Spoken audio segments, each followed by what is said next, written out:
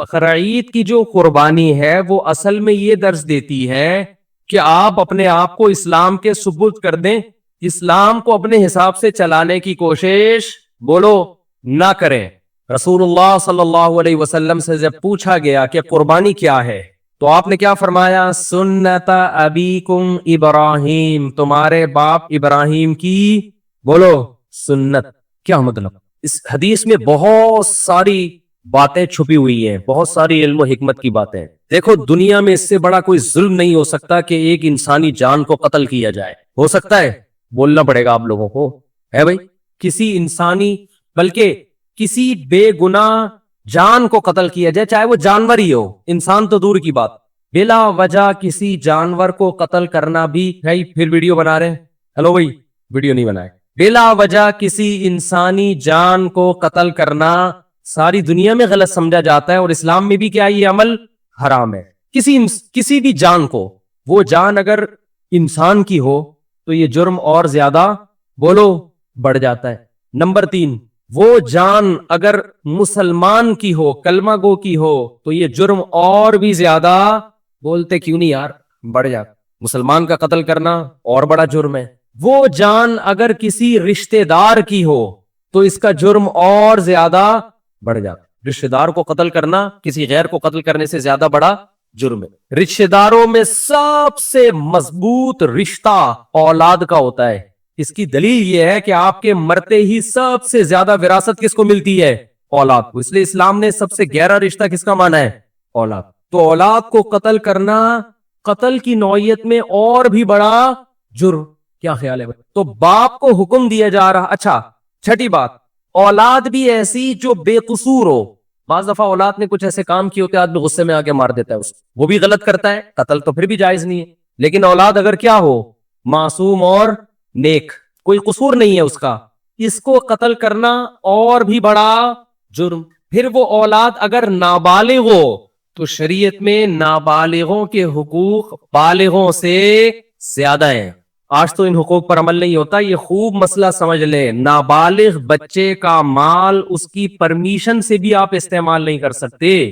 نابالغ بچہ صدقہ کرے گا تو شریعت میں وہ کالعدم ہے, کیونکہ اس کو یہ حق نہیں ہے کہ اپنا مال کسی کو دے دے. وہ ابھی نہ سمجھے, شریعت نے اس کے تصرفات اور اس کے اس قسم کے افعال کو کالعدم قرار دیا ہے. نابالغ بچہ آپ کو اپنا پلاٹ گفٹ کر دے, شریعت اس کو کالعدم مانتی ہے. کوئی وصیت کر دے, کالعدم. سمجھتے ہو؟ کیونکہ اس کے مال کی حفاظت اور اس. اچھا, نابالغ بچے سے آپ کوئی کام بھی نہیں لے سکتے. یہ بہت اہم پوائنٹ کی بات ہے. لوگ خدمت لے رہے ہوتے ہیں نا, وہ بچہ کوئی جا بیٹا یہ لے کر آ, جا بیٹا پانی لے کر آ, جا بیٹا یہ لے کر آ. تو علماء نے یہ مسئلہ بیان کیا ہے کہ نابالغ بچے سے آپ کوئی کسی قسم کی خدمت نہیں لے سکتے. والدین خدمت لے سکتے ہیں, اسی طرح استاذ والدین کی پرمیشن سے اتنی خدمت لے سکتا ہے جس کا تعلق تربیت سے ہو. بہت مشکل ہے بات سمجھنا, بہت. مثال کے طور پر آپ نے پڑھنے کے لیے اپنا بچہ کسی ٹیچر کے حوالے کیا. اب ٹیچر کا ادب بھی آپ چاہتے ہیں اپنے بچے کو سکھانا, تو ماں باپ نے بچے سے یہ کہا اور ٹیچر سے بھی یہ کہا کہ اس سے خدمت لیتے رہا کریں. کبھی کبھار پانی منگوا لیا, یہ کام کروا لیا, دکان سے جو ہے وہ کوئی چیز منگوا دی, تاکہ اس میں استاذوں کی خدمت کا جذبہ برقرار رہے. تو ٹیچر اس نیت سے اس سے خدمت لے سکتا ہے تاکہ اس میں خدمت کا جذبہ برقرار رہے, اور یہ بھی جب لے سکتا ہے جب بچے کے والدین کی طرف سے ٹیچر کو اس کی پرمیشن بھی ہو, کیونکہ اصل متولی ماں باپ ہے, استاذ نہیں ہے. بہت مشکل ہے یار, کیسے سمجھائیں. تو لیکن آج کیا ہو رہا ہے, بعض اداروں میں بچوں سے محنت مشقت والے کام لیے جاتے ہیں, تو وہ جائز نہیں ہے, ان سے خوب سمجھ لیں.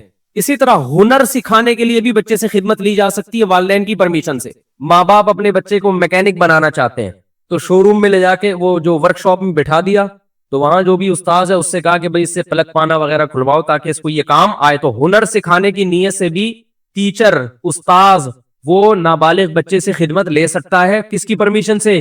ماں باپ کی. مگر اس میں بھی یہ ہے کہ یعنی زیادہ محنت مشقت والے کام اس صورت میں بھی جائز نہیں ہے جس سے وہ تنگ آنا شروع ہو جائے. سمجھتے ہو؟ یہاں ایک مدرسہ ہے, مجھے نہیں یاد پڑتا کہ میں کبھی کسی بچے سے میں نے پانی بھی منگوایا ہو, مجھے نہیں یاد پڑتا. تو یہ اصول ہے, خوب سمجھ لے. تو اس سے پتہ چلتا ہے کہ نابالغ کے حقوق اسلام میں بالغوں سے زیادہ ہیں. ٹھیک ہے, تو اس کا قتل کرنا تو اور بڑا جرم ہوگا نا. تو ابراہیم علیہ السلام کو اللہ تعالی حکم دے رہے ہیں کہ آپ قتل کریں ایک جان کا, اور وہ جان بھی انسانی جان, اور انسانی جان بھی معصوم بے گناہ, اور معصوم بھی آپ کا رشتہ دار, اور رشتہ دار بھی وہ جو سب سے قریبی, اور نابالغ بھی جس کے حقوق بالغوں سے زیادہ ہیں. اور مزید ایک بات یہ کہ وہ بچہ جو آپ کو آپ کی قربانیوں کے صلے میں بطور گفٹ ملا تھا, کہیں آ رہی بات, ابراہیم علیہ السلام نے جب اللہ کے لیے قربانیاں دی ہیں نا, تو اس کے گفٹ میں اللہ نے کیا دیے؟ اسماعیل. تو یہ تو اور زیادہ عجیب سی, یہ تو یعنی ان لاجیکل بات بھی ہو گئی کہ معاذ اللہ نقل کفر ایک بہت بڑا جرم بھی کروایا جا رہا ہے, قتل انسانی کا, اور ان لاجیکل کام بھی کروایا جا رہا ہے, اس لیے کہ جو چیز بطور گفٹ کے دی جاتی ہے وہ کبھی واپس نہیں لی جاتی. وہ طبعی عمر کو پہنچنے کے بعد انتقال کر جائے تو وہ تو سب نہیں مرنا ہے. ابراہیم علیہ السلام کہہ سکتے تھے اللہ تو نے تو میری قربانیوں کے صلے میں مجھے یہ بیٹا دیا تھا, تو دیا کیوں تھا جب تو نے اس عمر میں لینا تھا اور میرے ہی ہاتھوں ذبح کروانا تھا اس کو؟ کوئی لاجک سمجھ میں آتی ہے؟ آپ لوگ کی سمجھ میں آ رہی ہے میرا خیال ہے, تو بول لو نہیں آتی سمجھ. کوئی آتی ہے سمجھ میں لاجک اس کی؟ بالکل ان لاجیکل کام, بالکل ان لاجیکل کام. لیکن ابراہیم علیہ السلام نے فوراً حکم کی تعمیل کی لیے دیات. کیوں؟ اس لیے کہ اللہ جب کسی بات کا حکم دے دے تو وہ ان لاجیکل بھی کیا بن جاتا ہے؟ بولو. یہ چیز آج لبرل لوگوں کی کھوپڑی شریف میں بیٹھ رہی, یہ ہر چیز میں پوچھتے ہیں کیوں, وائے, اس میں کیا ہے, کھڑے ہو کر پانی پینا کیوں, بیٹھ کے پیوں. میں وہ جب بھی کوئی پوچھے نا اسلام میں بیٹھ کر پانی پینا کیوں افضل ہے, کھڑے ہو کر بھی جائز ہے, افضل ہے بیٹھ کے پی. بولو کپڑے کیوں پہنے ہوئے, کیوں کا جواب دیکھو. جب بھی کوئی گمراہ آدمی کیوں کرے نا, سوال پوچھے, تو جواب دینے کے بجائے اس سے سوالات پوچھنا شروع کر دو کہ تیرے اوپر پہلے 10 سوال ہے تو اس کا جواب دے. ہمیشہ ہر باطل کی عادت ہوتی ہے وہ آپ کو سوالات میں الجھائے.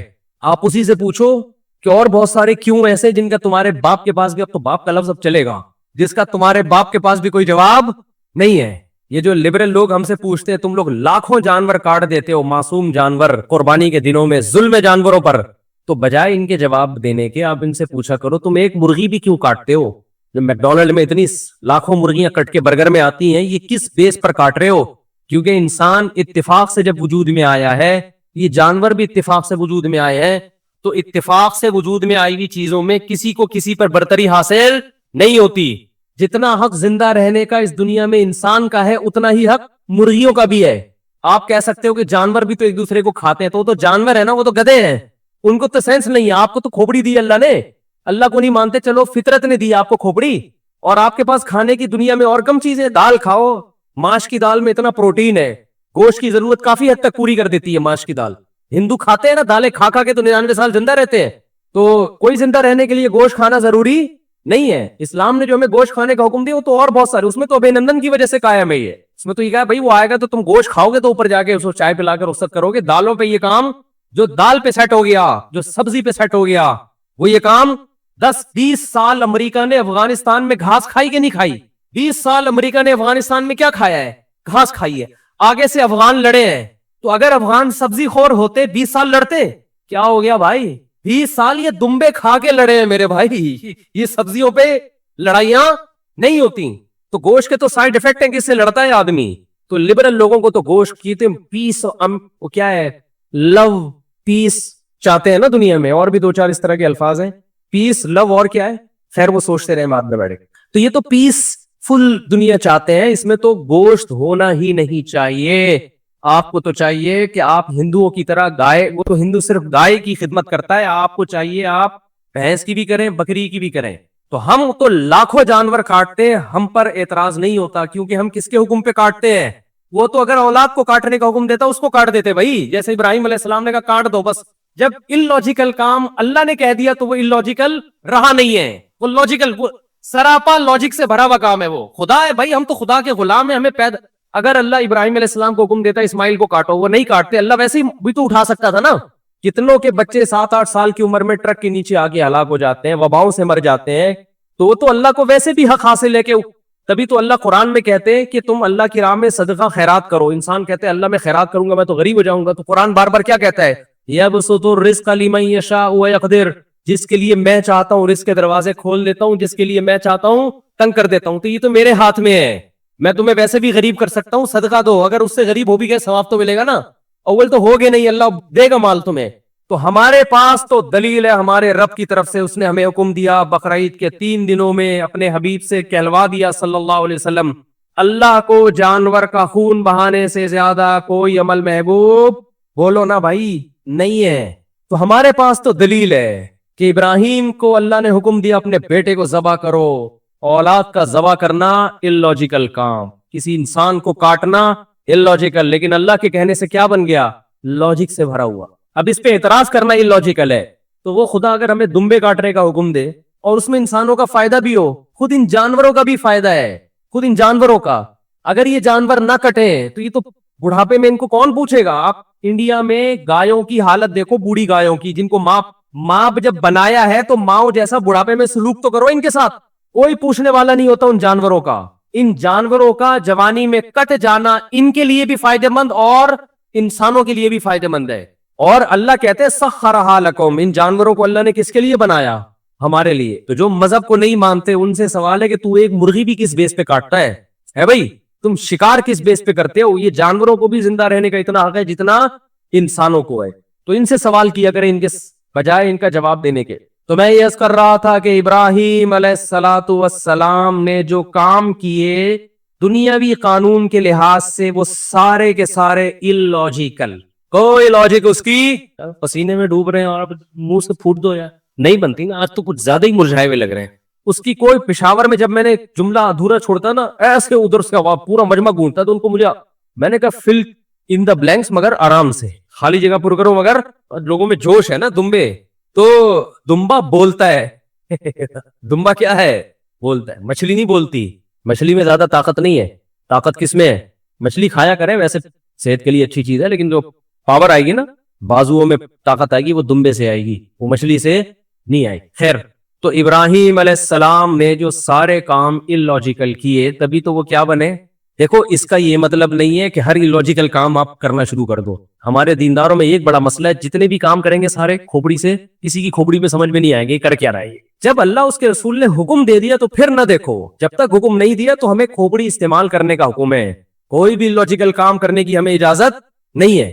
دکان کو بند کیا, آیت الکرسی پڑھ کے پھونک مار کے آگے کے ڈاکوؤں سے حفاظت رہے گی, تالا نہیں لگایا, تو یہ لاجیکل ہے یا اللاجیکل ہے؟ اسلام نے حکم دیا بھائی پہرے رکھو, تالے لگاؤ, حفاظت کرو.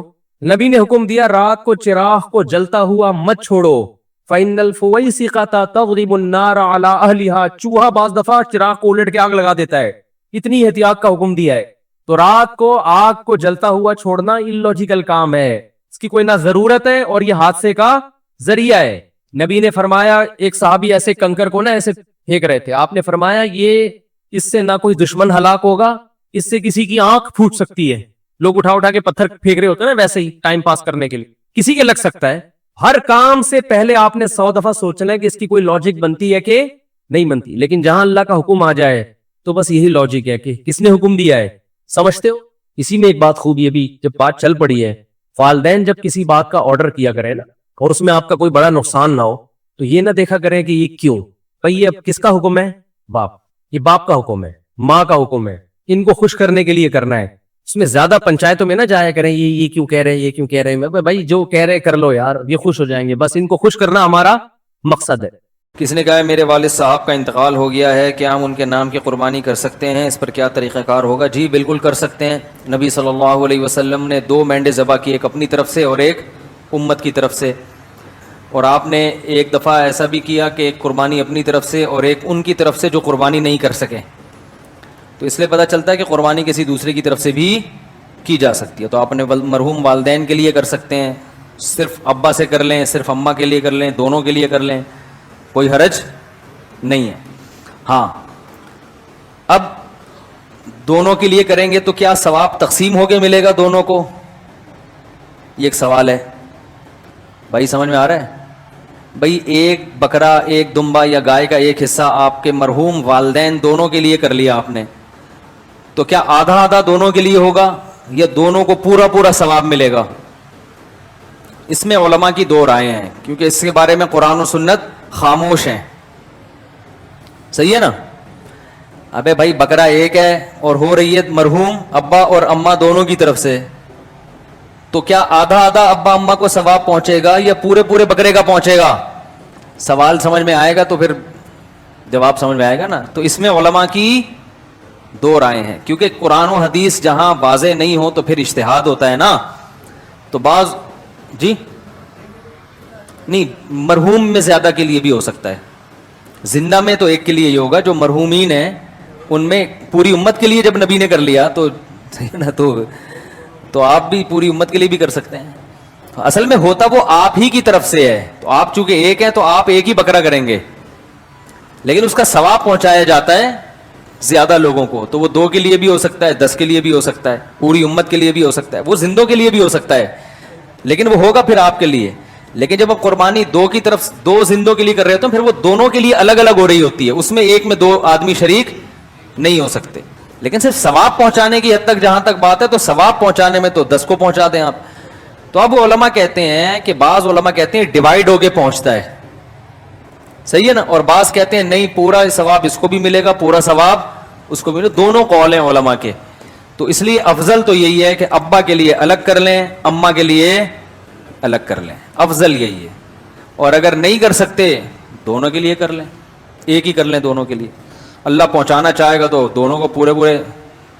اسلام نے کیا کہا ہے بھائی؟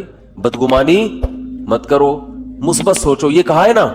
صحابی نے عرض کیا تھا یا رسول اللہ, ایک صحابی نے دیکھا نا آپ کی کیا نیکی ہے کہ نبی نے آپ کو دنیا میں جنت کی بشارت دی. انہوں نے کہا کچھ بھی نہیں, رات کو سب سے دل صاف کر کے سوتا ہوں.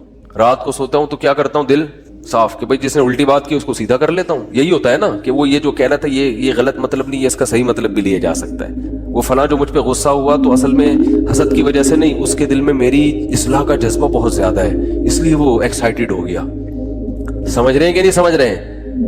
دل صاف کر کے سونا یہ بہت بڑی نیکی ہے. تو وہ کتنا زبردست لفظ تبلیغ والے بولتے ہیں, پازیٹیو کوشش کرتے ہیں نا. آپ سوچو کہ بھائی بڑے کا ادب اس لیے کیا جائے کہ اس کی نیکیاں آپ سے زیادہ ہیں, اس کی زندگی زیادہ ہے تو اس کو زیادہ نیکیوں کا ٹائم ملا ہے, تو غالب یہی ہے کہ نیکیاں اس نے آپ سے زیادہ کی ہوں گی. چھوٹے پہ شفقت یہ سوچ کے کی جائے کہ اس کے گناہ آپ سے کم ہیں. کیا ہٹو بچوں مثال ہے یا نہیں بھائی؟ وہ ہم پتہ کیا کہہ رہے ہوتے ہیں, یہ چھوٹا ہے اس کو کیا پتا, میری نمازیں بھی اس سے زیادہ, میری زکاتیں بھی اس سے زیادہ, یہ تو بھی بچہ ہے کل کا, ابھی تو اس نے کوئی قربانی دی نہیں ہے, میں نے ماں باپ کی خدمت بھی اس سے زیادہ کی. اور بڑے کے بارے میں سوچتے ہیں کہ جو بدماشیاں میں کر رہا ہوں وہ اس نے مجھ سے زیادہ ہی کی ہوں گی, ٹھیک ہے نا. جو برائیاں مجھ میں ہیں, اس کی عمر 10 سال بڑی ہے تو 10 سال اس کے گناہ مجھ سے زیادہ ہیں. تو عقل کے لحاظ سے تو بات ٹھیک ہے, لیکن جب یہ ٹھیک ہے تو وہ بھی تو ٹھیک ہے نا کہ نیکیاں زیادہ کی ہوں گی اس نے.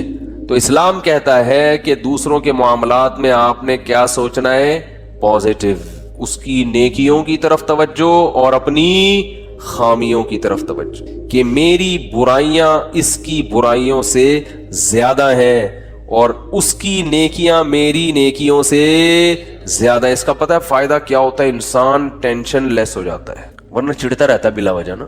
آدھے مسئلے تو اسی وجہ سے پیدا ہو رہے ہیں, لوگوں سے نفرت کی وجہ سے, یہ اتنا برا, یہ اتنا برا, یہ ایسا کیوں, یہ ویسا کیوں, اسی سے ٹینشن میں آ رہا ہوتا ہے. تو اپنے آپ کو اتنا نیک سمجھنے کی ضرورت ہے ہی نہیں. کہتے ہیں کہ عزت ایسی چیز ہے جس کے حصول کی کوشش جس نے کی ہے نا اس کو نہیں ملی کبھی بھی, جس نے کوشش نہیں کی اس کو بہت مل جاتی ہے. تو ایک طریقہ تو یہ بتایا گیا کہ سوچو کیا, پازیٹیو.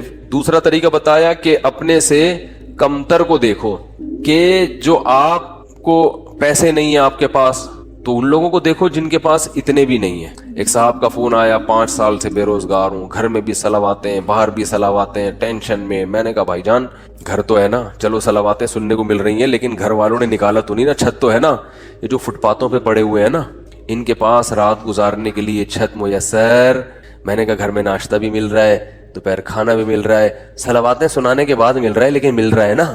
ٹھیک ہے, اور صلواتیں باپ دادا کی طرف سے مل رہی ہیں نا, کوئی یہ تھوڑی کہ پڑوسی سنا رہے ہیں, وہ تو اپنے لوگ ہیں. تو اس لیے میں لوگوں سے 2 باتیں لازمی کہتا ہوں کہ ہسپتالوں میں بیماروں کو جا کے دیکھا کرو, جو خطرناک بیمار پڑے ہوئے ہیں نا, کوئی فالج میں نظر آئے گا, کوئی ڈائلسس پہ ہوگا, کوئی کیا عجیب عجیب آپ کو بیمار نظر آئیں گے. دوسرا, ایدھی سینٹر کے مردہ خانے چکر لگا لو آج اس لیے کہہ رہا ہوں کہ پھر اگلے ہفتے تک بھول جاؤ گے. یہاں سے جب بیان کے لیے جاؤ نا, بیان سے فارغ ہو کے, تو ایدھی سینٹر کے مردہ خانے کو ذرا ٹچ کرتے ہوئے قبرستان میں تو اصل میں اس لیے عبرت نہیں ہو رہی, وہ مردہ تو نیچے چلا گیا نا, نظر تو آ نہیں رہا وہ, جب آپ عیدی سینٹر کے مردہ خانوں میں جاؤ گے تو بڑے بڑے فنٹر آپ کو برف کی سیلوں پہ لیٹے ہوئے نظر آئیں گے. بڑی امیدیں تھیں, ہم یہ کریں گے, ہم یوں کریں گے, ایسا کریں گے. فی الحال بحریہ ٹاؤن میں 3 پلاٹ تو لے لیے, ایک اور ہو جائے, طارق روڈ کی 2-4 دکانیں بھی ہو جائیں, ذرا آباد علاقہ ہے, اور دوسری شادی بھی ہو جائے. مفتی صاحب کے بہت سارے ہم نے بیانات سن لیے, اور پھر ایک سر دبائے گی, دوسری پاؤں دبائے گی, ٹھیک ہے نا. ایک صاحب مجھے کہنے لگے میں دوسری شادی کا سوچ رہا ہوں کیونکہ میرے گھر میں بیگم جو ہے نا وہ کام کاج کرتی ہے, میری خدمت, تو کپڑے وپڑے استری نہیں ہوتے, تو ایک اور آ جائے گی تو اس کا کام کیا ہو جائے گا, ہلکا ہو جائے گا, وہ استری کر دے گی یہ گھر کے. میں نے کہا میرا خیال ہے کوئی مریخ سے آیا ہوا آدمی ہے بھائی تو, کیونکہ زمین میں لوگ اس طرح کی باتیں, نارمل آدمی اس طرح کی باتیں نہیں کرتا. مریخ سے آیا ہوا ہوگا کہیں سے, اس کو پتہ ہی نہیں زمین میں. میں نے کہا تو کر کے تو دیکھ. کہہ رہے ایک روٹی پکائے گی, دوسری سالن پکائے گی. میں نے کہا ایک روٹی سے, جس بیلن سے روٹی پکاتی ہے نا, ایک اس بیلن سے تیرا سر دھونے گی, اور دوسری جس چمچے سے کھانا پکاتی ہے اس چمچے سے وہ چمچہ تیرے سر پہ چلائے گی. تو آپ کہتے ہو یا تو کبھی ترغیب دیتے ہو کبھی ڈراتے ہو. تو میں ترغیب دیتا ہوں مگر اس نیت سے نہیں کہ ایک پاؤں دبائے گی تو ایک کھانا پکائے, یہ نہیں ہوگا. ہو سکتا ہے دونوں کو ہوٹل سے کھلانا پڑے لا کے, کہ تم چپ کر کے بیٹھ جاؤ, لڑو نہیں, خدا کا واسطہ, کھانا میں پکاؤں گا. تو یہ سب چیزیں یہ سوچ کے کرنے کا کہتا ہوں میں. تو خیر, تو دو چیزیں, اور بھی بہت ساری چیزیں اس میں. بنیادی چیز کیا ہے, بیماروں کو دیکھو, معذوروں کو دیکھو. میں ایک واقعہ سنایا میں نے پچھلے ہفتے, پتہ نہیں یاد نہیں مجھے سنایا یا نہیں سنایا. ابھی میں سفر تھا میرا اسلام آباد میں, تو وہاں ہمارے ایک جاننے والے ملے. انہوں نے وہاں اسلام آباد میں ایک بہت بڑے تاجر ہیں, بہت بڑے تاجر ہیں, کروڑوں روپے کا بزنس ہے ان کا واقعہ سنایا کہ جوانی میں اس آدمی کی آنکھوں کی بینائی چلی گئی. کوئی بیماری ہوئی ہے, بس ایک دم بینائی چلی. ہو جاتا ہے بعض دفعہ کوئی ایسا اٹیک ہو جاتا ہے, وہ بیچارہ علاج کرا کے تھک گیا, اس کی بینائی واپس نہیں آئی. تو انہوں نے بتایا کہ وہ ایک دن نیچے نا اسلام آباد میں وہ بنگلہ ہے اس کا جہاں وہ رہتا ہے, نیچے ایک شکر کندی بیچنے والے نہیں ہوتے, کندھے پہ رومال ہے, شکر کندی بیچ رہے, شکر کندی نہیں سوری, یہ جو بھٹا بیچ رہے ہوتے ہیں نا, دانے, مکئی کے دانے بیچ رہا تھا.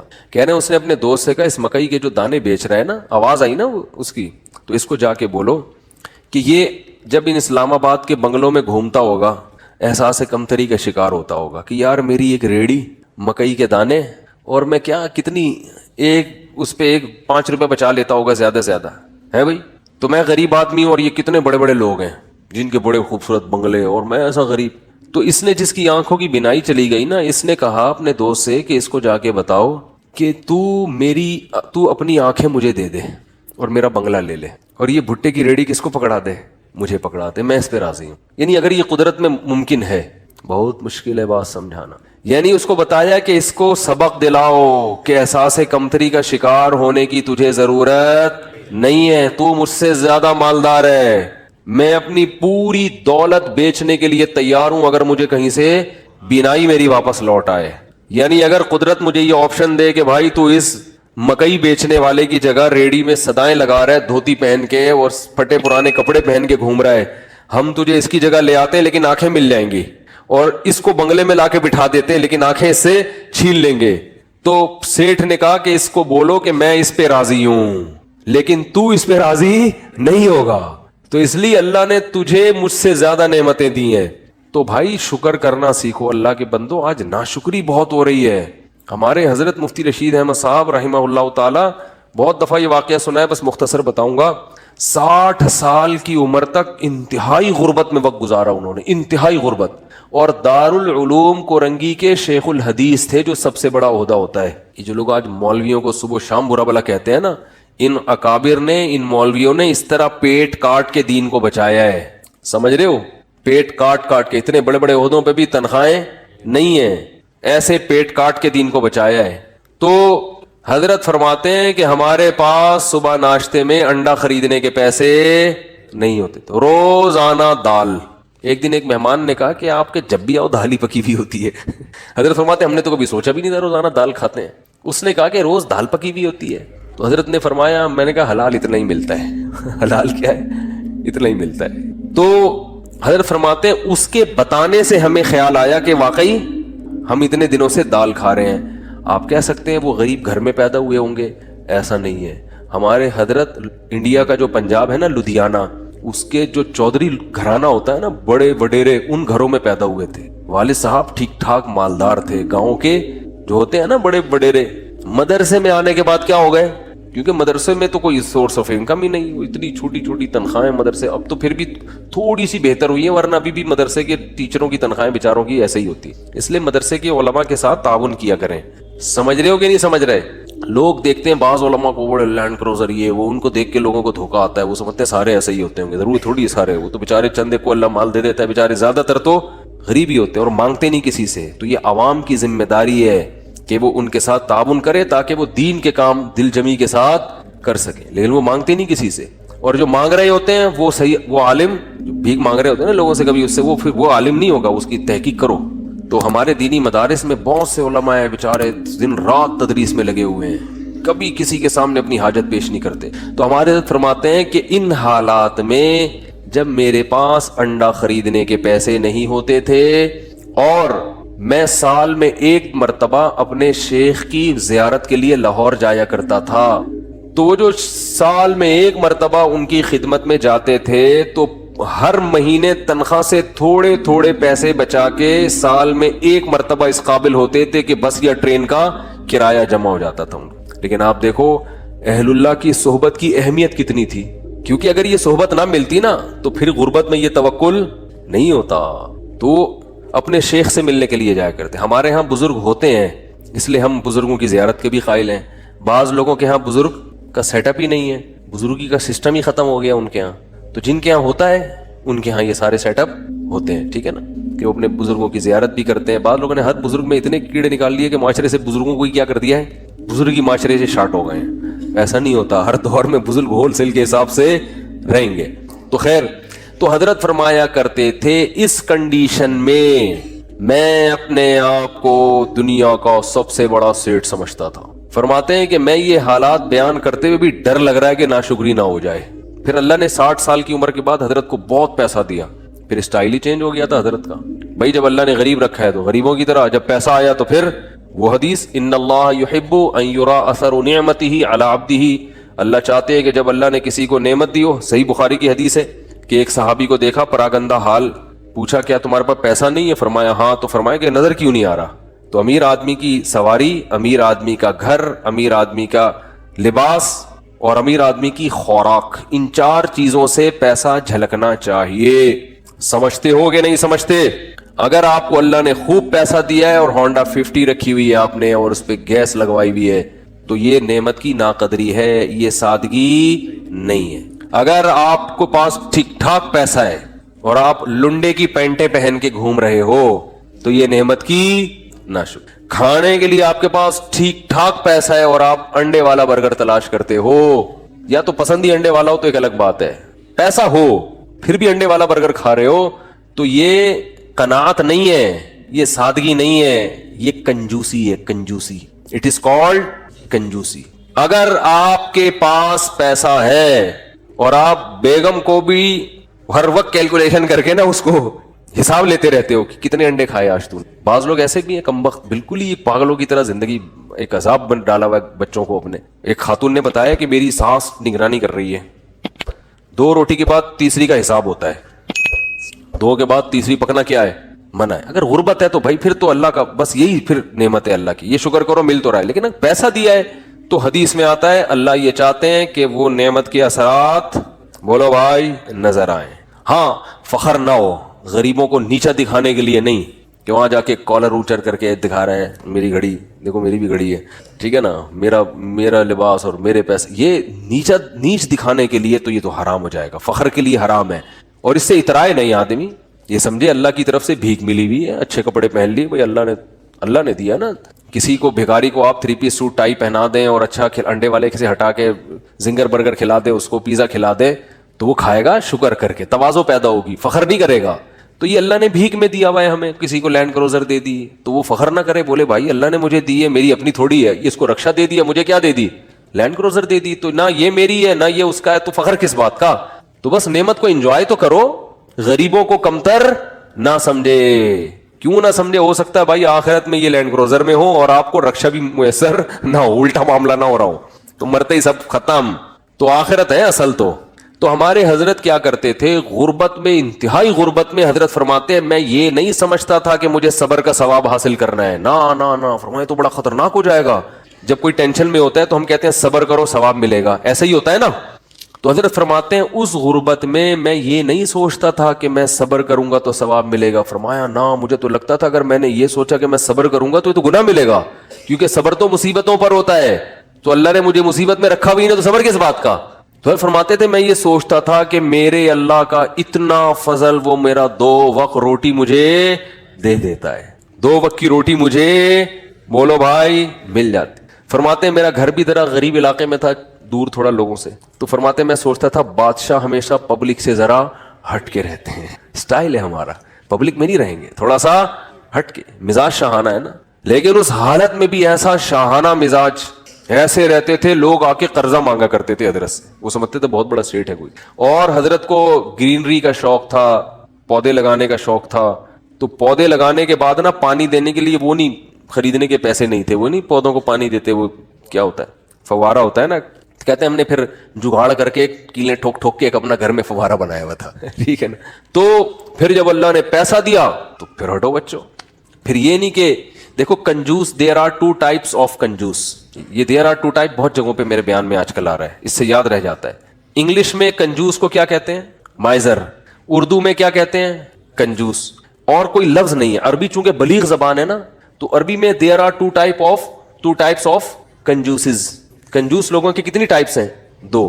ایک کو بخیل کہا جاتا ہے اور ایک کو شحیح, شین حلوے والی ہے پھر یا پھر حلوے والی ہے, یہ آسانی سے سمجھ میں آتی ہے, حلوے والی ہے آسانی سے سمجھ میں آ جاتی ہے نا, ہاں بولتا تو سمجھ میں نہیں آ رہا ہوتا. اس کو کہتے ہیں شحیح. بخیل کہتے ہیں اپنی دولت پہ سانپ بن کے بیٹھ گیا, لوگوں پہ بالکل بھی خرچ نہیں کرتا, بخودی میں لگا رہتا ہے. کنجوس شحیح یعنی شح کہتے ہیں کم بخت اپنے اوپر بھی خرچ نہ کر رہا ہو, ہے بھائی. ایک تو ہوتا ہے نا پبلک کے لیے سخی نہیں ہے, سارا بچا بچا کے خود ہی کھاتا رہتا ہے, خود ہی کھاتا رہتا ہے. جیسے وہ ایک کنجوس باپ تھا, یہ قصے جو پہلے سے بیان سن رہے ہیں انہوں نے بہت دفعہ سن لی ہوں گے, نئے نئے لوگ آتے ہیں تو سنانے میں کوئی حرج نہیں ہے. عرب میں نا باپ دادا کی شاعری پہ فخر کا رواج بہت زیادہ تھا, باپ دادا کی شاعری پہ فخر کہ میرے ابا ایسے, وہ کہتے ہیں میرے ابا ایسے.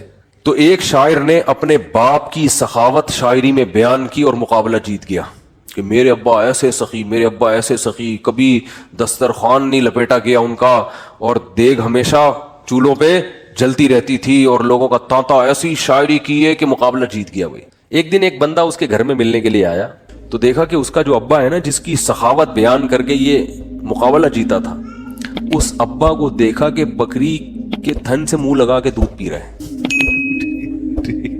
اس نے بولا یار یہ آپ کے ابا کیا کر رہے ہیں؟ اس نے کہا اصل میں ابا میرے جو ہے نا یہ جب گلاس میں دودھ نکالیں گے تو دھار کی آواز سن کے بچے آ جائیں گے دودھ مانگنے, اپنے ہی بچے ابا کے, دوسرے بھائی ہیں ان کے, تو میرے ابا کو یہ پسند نہیں ہے کہ یہ دودھ بچے پیئیں, اس لیے بچوں کو آواز رہ جائے جو ڈائریکٹ تھنوں سے دودھ لگا کے پیئیں. کہہ رہے یہ وہ ابا ہیں جن کی سخاوت بیان کر کے میں نے مقابلہ جیتا ہے. لیکن یہ ابا بخیل تھا, شحیح نہیں تھا, اپنے اوپر تو خرچ کر رہا ہے نا کہ چلو بچوں پہ نہیں کھلا رہا, کم بخت خود ہی پی رہا ہے سارا دودھ. وہ دیسی گھی والا بھی سنانا پڑے گا یار, کیا کرے یار. وہ ایک کنجوس, ہاتھ جلدی سناؤں گا جو کئی دفعہ لوگوں نے سنا وہ پھر بور ہو جاتے ہیں. ایک کنجوس دیسی گھی لے کر آیا, ڈبہ لے کر آیا, تو بچوں سے کہا کہ اس کو کھولنا نہیں ہے, ڈبے سے لگا لگا کے کھاؤ نا, کیونکہ باہر بھی چکنائی ہوتی ہے نا. جب یہ ڈبہ بالکل چکنائی ختم ہو جائے گی نا پھر ڈبہ کھولے گا اندر سے. اسی دوران اس کا سفر ہوا تو اس نے اس خطرے سے کہ ڈبہ بچے کھول نہ لے, الماری میں لاکر میں ڈبہ بند کر کے چلا گیا. 1 مہینے بعد آیا, بچوں سے پوچھا دیسی گھی تو نہیں, ڈبہ تو نہیں کھولا؟ نہیں ابا. پھر کیا کرتے تھے؟ ابو الماری سے روٹی لگا لگا کے کھاتے تھے. ایک تھپڑ مارا ان کو, کہہ رہے کم بہت کچھ دن گھی کے بغیر صبر نہیں کر سکتے. It is called kanjoos. یہ صحیح نہیں ہے کیونکہ خود تو استعمال کرے گا نا, چپ چپ کے کھائے گا. تو وہ بھی جو بکری کے تھنوں سے منہ لگا کے دودھ پی رہا ہے, کم از کم خود تو پی رہا ہے نا. اور کنجوس کی جو سپرلیٹو ڈگری ہے وہ یہ ہے کہ خود بھی نہ پیے کہ دودھ کم نہ ہو جائے. تھنوں میں دودھ جمع ہوتے ہیں, نے دے رہا ہے یار کہیں کم نہ ہو جائے, پھر 2 قطرے نکالے کہیں سوکھ نہ جائے, بس اتنا. تو یہ آج معاشرے میں, پہلے تو ہم ان چیزوں کو لطیفہ اور مذاق سمجھتے تھے, لیکن جب آدمی چلتا پھرتا ہے نا, دیکھو ہم نے تو 8-10 سال علماء کے ساتھ گزارے, پبلک سے ہمارا ریلیشن ہی ختم ہو گیا تھا. جب مدرسوں میں گئے نا وہ سارے دوستیاں یاریاں چھوڑ گئی. بالکل ایک علماء صلحاء کے ساتھ بیٹھنا, ان کی سخاوتیں ہم نے اتنی دیکھی, ہم حیران ہوتے تھے. جب پبلک میں دوبارہ جانا ہوا نا تو پھر ایک عجیب ماحول نظر آیا کہ یار یہ کیا ہو رہا ہے.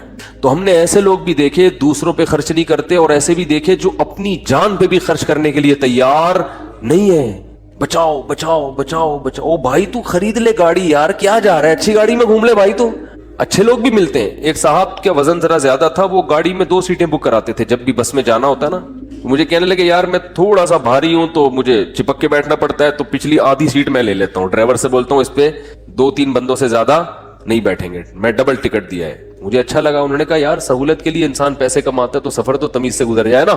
تو پیسے خرچ کرنا سیکھو اللہ کے بندو. جو کام پیسوں سے ہو سکتا ہے وہ خود نہیں کرو, ٹھیک ہے نا. جو اللہ نے اگر دیا ہے پیسہ, خود کچھ اور کر لو, پھر ٹائم بچاؤ اپنا. تو میری عادت پتہ ہے کیا ہے, میرے پاس اگر پیسے ہوتے ہیں تو میں اپنا ٹائم کو بچانے کی بڑی فکر کرتا ہوں. ابھی گاڑی پنچر تھی, پنچر بھی نہیں, ہوا کم تھی, تو میں نے کسی سے کہا یار تو ڈلوا کے لے آ. میرے دل میں سوچا اس کو زیادہ پیسے دے دوں, جتنا ان کے بنتے ہیں تھوڑے سے کیا ہو جائیں گے کہ یہ کام بھی انہیں سے لے لو یار, اپنا ٹائم میں کسی اور چیز میں لگا لو, ٹھیک ہے نا. اگر ہیں اللہ نے دی ہیں, بعض دفعہ ہوتے ہیں بعض دفعہ نہیں بھی ہوتے ہیں, آدمی خود ہی دھکا لگا کے بائک کو گھسیٹ کے لے جا رہا ہوتا ہے تو وہ بھی ٹھیک ہے. تو جب ہوں تو الگ حکم ہے, جس دن جیب میں نہیں ہے تو پھر الگ حکم ہے. تو کیا بات چل رہی تھی, ہاں تو ہمارے حضرت کے پاس جب پیسہ آیا تو پھر حضرت شو روم میں گئے, فرمایا گاڑی چاہیے. کون سی گاڑی ہے؟ فرمایا گاڑی دکھاؤ. گاڑی جس کو کیا کہہ سکتے ہیں, لوگ بولیں کہ یہ کیا ہے, لوگوں میں فخر کے لیے نہیں, اپنے سکون کے لیے. تو پھر حضرت نے کویت کے شہزادے سے گاڑی خریدی تھی معذرت کے ساتھ. کس سے گاڑی خریدی؟ اپنا گھر نہیں بنایا, اس لیے کہ فرمایا کہ میری عمر اب 65 سال ہو گئی, اپنا ذاتی گھر کا کیا کرنا ہے. بچے اسٹیبل ہیں, ان کو لیے بھی کوئی پراپرٹی بنانے کی ضرورت نہیں, سب اچھا ان کی جاب بھی ہو گئی تھی بچوں کی, مدینہ یونیورسٹی چلے گئے تھے, تو ضرورت ہی نہیں ہے. انہوں نے کہا کوئی ضرورت ہی نہیں ہے گھر ور بنانے کی, تو گاڑی خریدو اچھی, گاڑی کی استعمال میں آ رہی ہے. لیکن ہمارے یہاں 65 سال میں پیسہ آئے تو سب سے پہلے ٹینشن کیا ہوگی, یار آج تک ذاتی گھر نصیب کیا ہونا چاہیے. اب تو پیسہ آیا, 10-15 سال رہ گئے, کھا لو یار بیٹھ کے, اچھا کھا لو.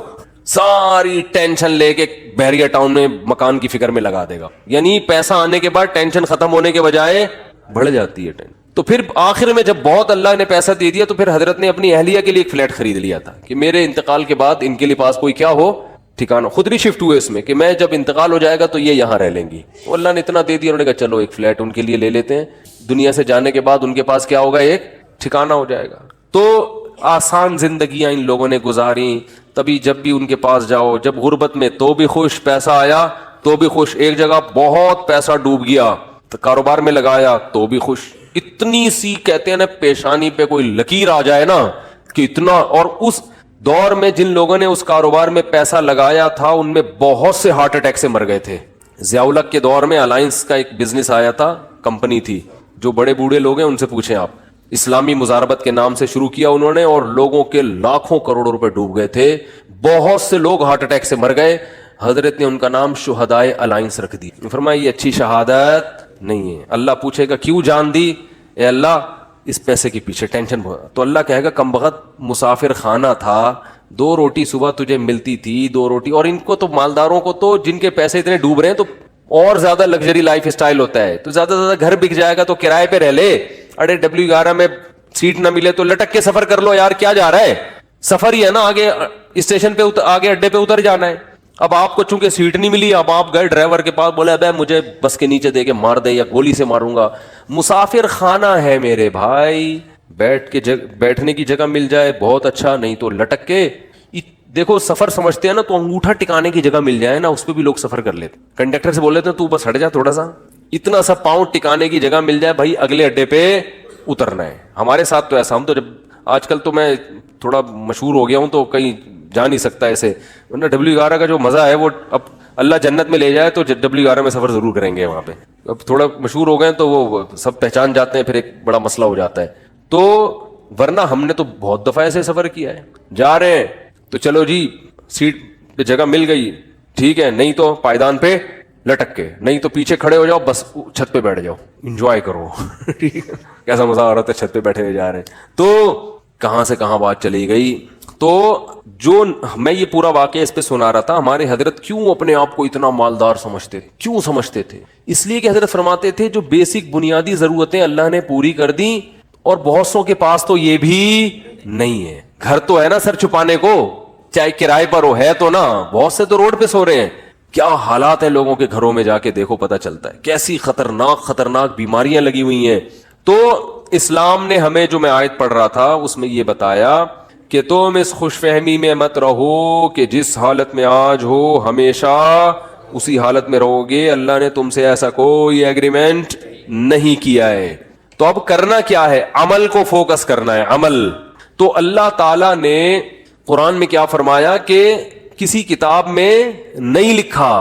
ہاں, تو اب مسئلہ یہ ہے کہ جس خوشی میں انسان ہوتا ہے اس میں اللہ کو بھول جاتا ہے وہ. تو اسی خوشی میں اللہ کو یاد رکھنا ہے. اس کا فائدہ یہ ہوگا کہ جب کوئی ٹینشن کا معاملہ آئے گا تو پھر اللہ آپ کو یاد رکھے گا. کیسے یاد رکھے گا؟ یا تو وہ ٹینشن دور کر دے گا, یا اس ٹینشن میں اللہ آپ کو صبر کی توفیق دے گا, حوصلہ دے دے گا اللہ آپ کو. خودکشی کے خیالات نہیں آئیں گے آپ کے دل میں. پیغمبروں کی سیرت اٹھا کے دیکھیں, کیسے کیسے غموں میں زندگی گزری, مگر ان غموں میں بھی انہوں نے ڈپریشن کی گولیاں بولو نہیں کھائی ہیں. ہمیشہ ان کی زبان سے اچھے الفاظ نکل رہے ہیں. اعلم من اللہ ما لا تعلمون, میں اللہ کے بارے میں وہ کچھ جانتا ہوں جو تم نہیں جانتے. یعقوب علیہ السلام کہہ رہے ہیں. ایوب علیہ السلام نے بیماری میں ایسا صبر کر کے دکھایا. اللہ فرماتے ہیں نعم العبد, کیا خوب بندہ تھا, کیا کتنے خوش قسمت کہ اللہ آخری کتاب میں آیتیں نازل کر رہا ہے کہ ایوب کیا خوب بندہ تھا, کیا خوب بندہ تھا. دیکھو ایوب علیہ السلام بیماریوں میں, اگر بیماریوں میں زندگی نہ گزری ہوتی تو اتنے خوبصورت الفاظ ان کے لیے آخری کتاب میں نازل ہوتے. فرض کر لو صحت میں زندگی گزر گئی ہوتی, تو گزر تو گئی نا, ختم.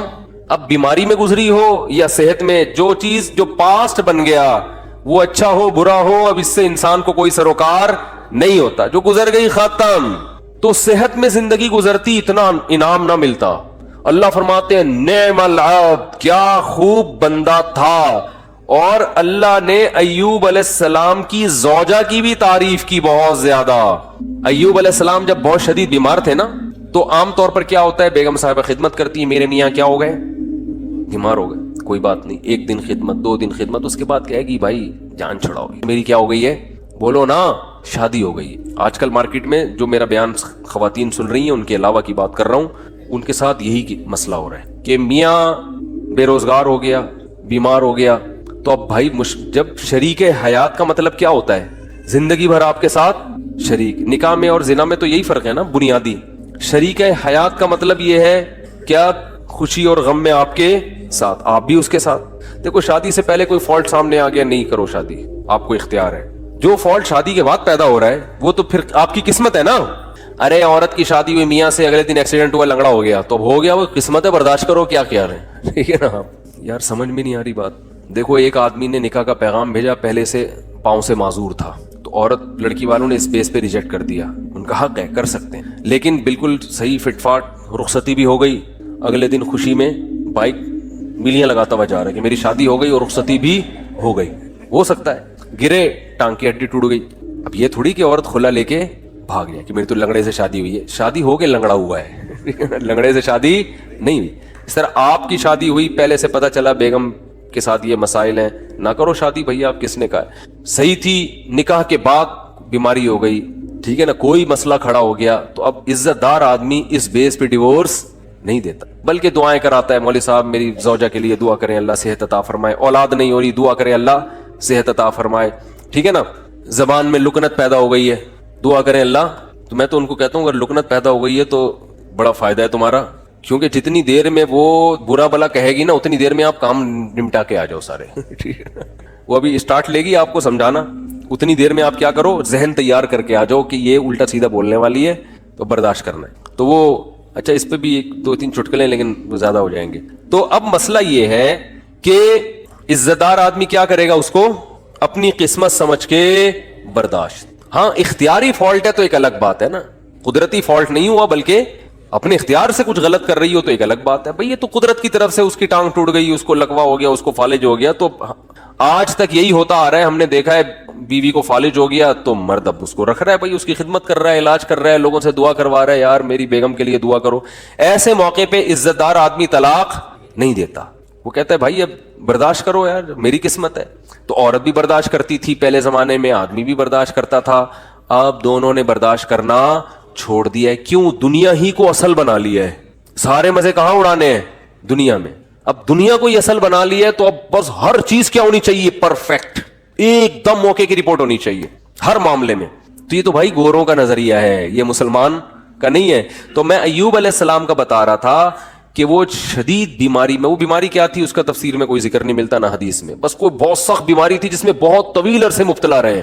تو اللہ نے ان کی زوجہ کا بھی خیال کیا. ان کی زوجہ نے اپنے میاں کی کئی سال خدمت کی. تو اب کیا ہوا کہ ایک دن خدمت میں تھوڑی سی کوتاہی ہوئی تو حضرت ایوب علیہ السلام کو غصہ آ گیا اور انہوں نے کہا کہ میں اگر ٹھیک ہو گیا نا میں تجھے 100 ڈنڈے ماروں گا. صحیح ہے نا, کیونکہ بیمار آدمی چڑچڑا ہو جاتا ہے نا, تھوڑا سا اس میں برداشت کم ہو جاتی ہے.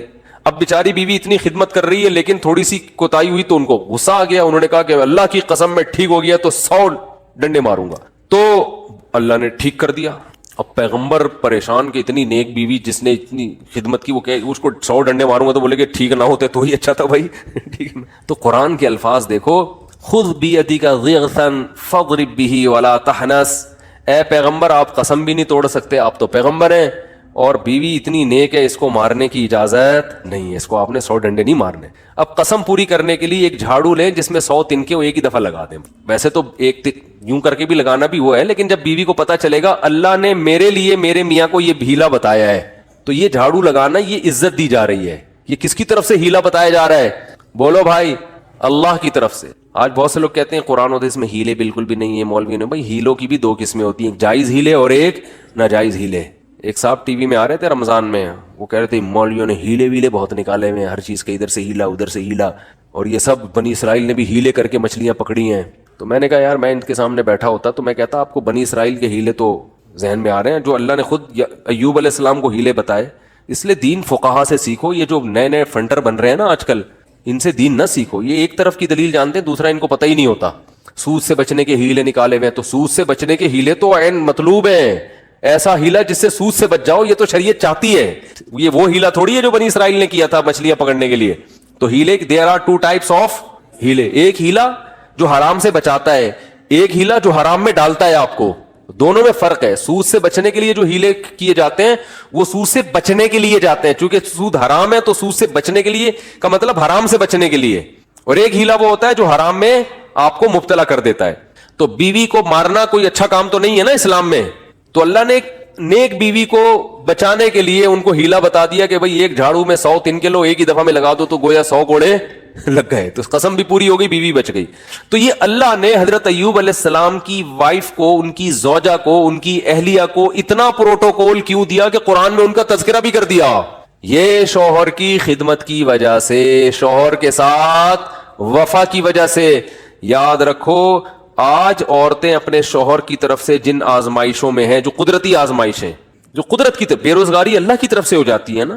بھائی میاں کا روزگار چھوٹ گیا, یہ تو اللہ ہے جس کو چاہتا ہے رزق کشادہ دیتا ہے, جس کی چاہتا ہے روزی بند کر دیتا ہے. وہ بیچارہ اپنی طرف سے محنت کر رہا ہے لیکن بے روزگار ہو گیا, نہیں کاروبار حرکت میں آ رہا, تو یہ اللہ کی طرف سے ہے. خود سے نالائق ہو تو ایک الگ بات ہے. اللہ کی طرف سے جو آزمائشیں میاں پہ آئیں تو عورت کو چاہیے ان آزمائشوں میں اس کا ساتھ دے, اسے ذہنی ٹارچر نہ کرے. کیونکہ بے روزگاری کی بیماری اتنی, بے روزگاری کا عیب اتنا بڑا نہیں ہے جتنا اس بیماری کا عیب ہے جس میں ایوب علیہ السلام مبتلا ہوئے تھے. کیونکہ اس میں تو کمانا ممکن ہی نہیں تھا اور اوپر سے خدمت بھی. سمجھا پا رہا ہوں اپنی بات کہ نہیں سمجھا پا رہا؟ اس میں خدمت بھی. تو وفا کرنی چاہیے, وفا. اور یہ جب تک آخرت سامنے نہیں ہوگی ان میں سے کوئی بھی کام نہیں ہو سکتا.